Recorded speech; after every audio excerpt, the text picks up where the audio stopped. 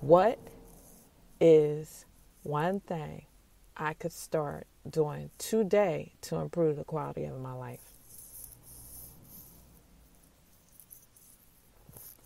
These questions are the bomb because it allows you to really enjoy time with you and what's your triggers and understanding you and why you do what you do and what really means to you and what really doesn't mean anything to you.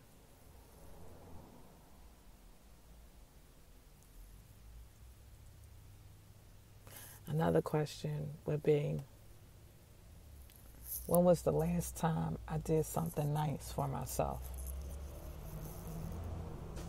When was the last time I did something nice for myself? When the last time you went in the store and just bought yourself something that you really like? When was the last time you just took a massage? Got a massage done? When was the last time? Oh, I'm not that important. Says who? Even if you have kids, you're just as important as your kids, because if you don't take care of you, then you affect your longevity in your kid's life. And that's just as important as taking care of them. My constant prayer every day is that my kids be covered and I be covered. And then the other part of that prayer is that I live long life to see my kids' kids and what things that I need to change or do or keep doing to follow up with that goal. Constant prayer every day. Safety, shelter. And then what do I need to do to keep those things? And so I start doing things for myself. This what works for me. Journaling. Getting a massage. Having a drink. You'd be like, what a drink got to do with it? You might just need to relax sometimes. Sometimes you just charged up every day that you don't get time to just like pluck yourself and say, chill. As my daughter would say, chill. Like, chill. So, what's one thing that you could do for yourself? Start thinking that.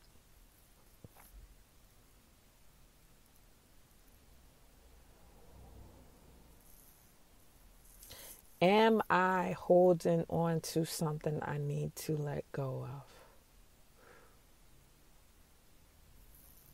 And when we ask this question, we always think about people. Sometimes it might be habits. Well, I'm used to doing that. Is it beneficial to your life? That's just the way I am. Is it beneficial to your life?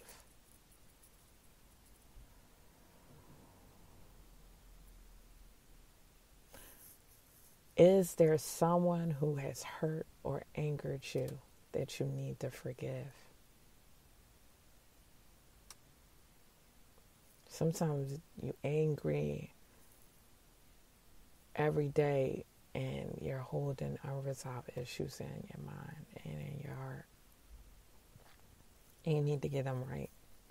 And the theory, like people say, you can't move forward in life. You can't receive your blessings unless you work out the unresolved issues, the unforgiveness that you have towards people.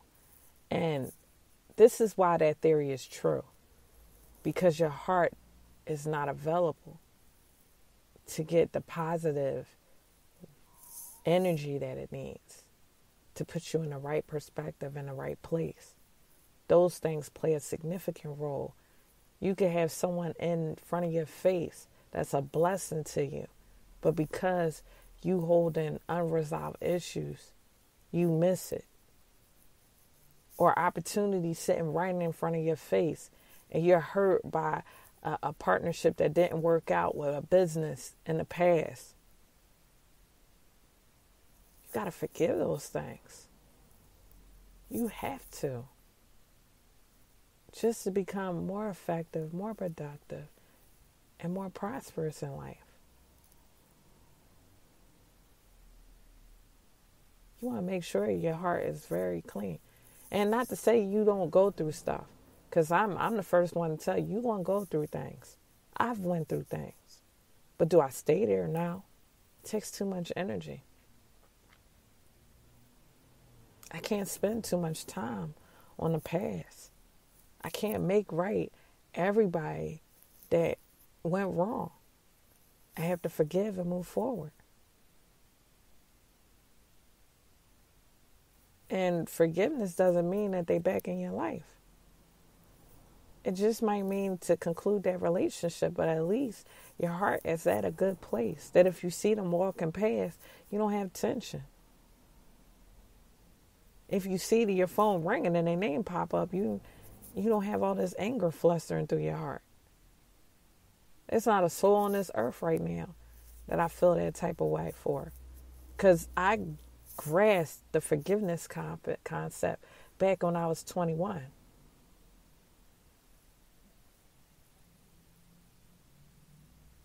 And from there, I understood the significance of forgiving people. It's making your heart free. Now, the things that go on in their heart and whether they come to a common ground is their responsibility, not yours. But it releases you. And so that's key. But that's a whole nother topic. But this is one question that you can dive into when you're by yourself. Does my presence add value to the people around me? That's another question you can ask yourself. Does my presence add value to those around me? Do it. And in what ways?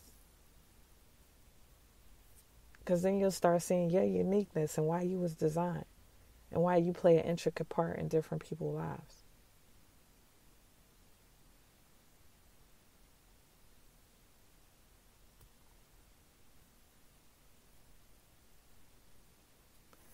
What has my heart and intuition been telling me that I might be ignoring?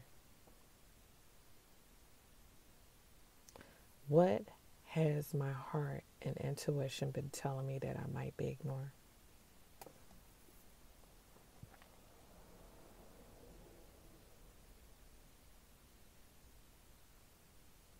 That's something you really have to dive into on yourself, on your own, and figure out.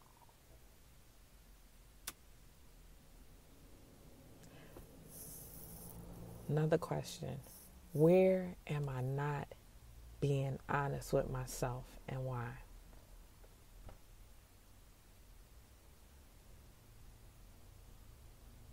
Why? Because it might hurt? Because you might be scared?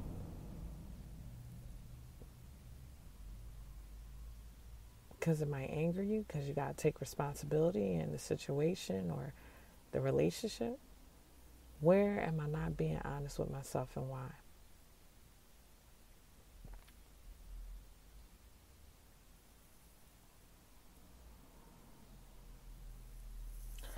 What is the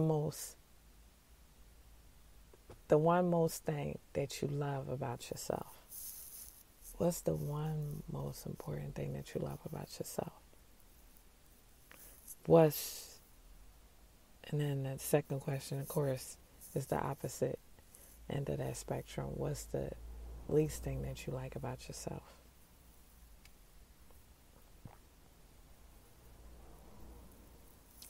What are you most passionate about?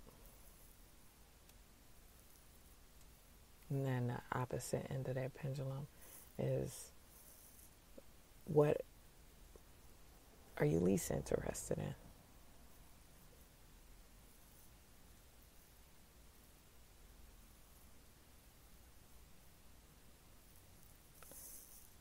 And lastly,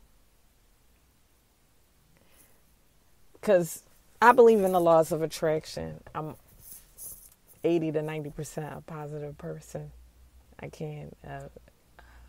I'm a real person. So I'm realistic. So everything that comes out of my mouth won't ooze positivity, but it will challenge you to think positive or deal with something that you need to deal with, or I need to deal with. Not always about somebody else, it might be about me. But you always want to spend time in positivity, and you always want this final question to be one of the most important things. What are you thankful for? You be like, oh, that's a piece of cake. Spend time. Spend time in being thankful. A grateful heart springs out wells of life, wells of abundance. A thankful heart only puts you in a posture of receiving more. Everything is always going right all the time. True. But there's always some good that you can pull out of that, something bad. Just like all things work together for the good, it works together for the good because you can pull something bad, something good out of something bad. Just like my enemies will become my footstool, it'll make sense. It'll make sense. Why do I have enemies as adults? Because everybody don't like you. Everybody don't want to be around you. It's just a part of life. As long as you're real, you'll find everybody is not going to like you. Everybody is not going to want to be around you. But it'll be your footstool. It'll allow you to become a better person. It might put you in the right direction. It might untangle some things that have been tangled for a long time. But you have to spend time alone and get out of that loneliness feeling when you are alone. You have to tell yourself you are enough. You have to find the beauty in yourself, whether it's the tips of your fingertips, the lines in your hand, the texture of your fingers, the complexion you are, the length of your legs, the fullness of your legs, the thinness of your legs, the features in your face, your hair. You have to be enough for you. And when you get to that place, you'll be able to enjoy you.